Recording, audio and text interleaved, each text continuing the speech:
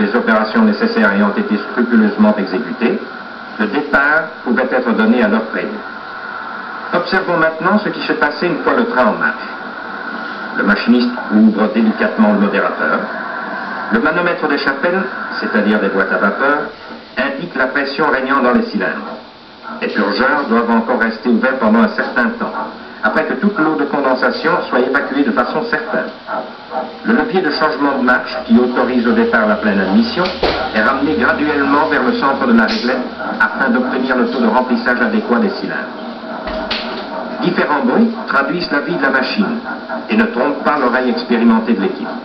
Le bruit strident de l'échappement de la vapeur par les soupapes de sûreté de la chaudière, le ton régulier de l'échappement de la vapeur après son travail dans les cylindres, le grincement des roues sur les rails, la vibration des roues dentées et des biellettes du graisseur mécanique, la respiration haletante de la pompe à air, etc., etc.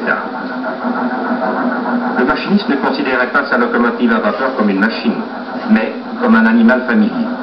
Il partageait ainsi les sentiments de Bernard Forêt de Bellidor, savant ingénieur français, qui disait déjà en 1739 « Voilà la plus merveilleuse de toutes les machines. Il n'y en a point dont le mécanisme ait plus de rapport avec celui des animaux. La chaleur est le principe de son mouvement.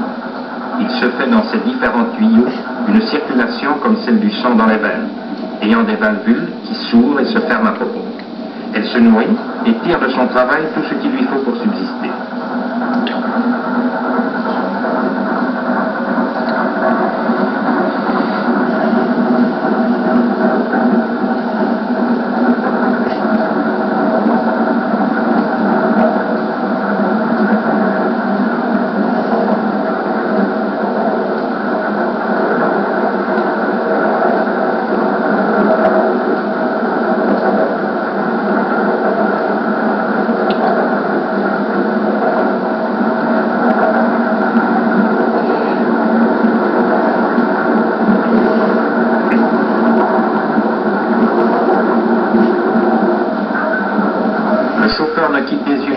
Indicateur du niveau de l'eau dans la chaudière, ni le manomètre mesurant la pression de la vapeur.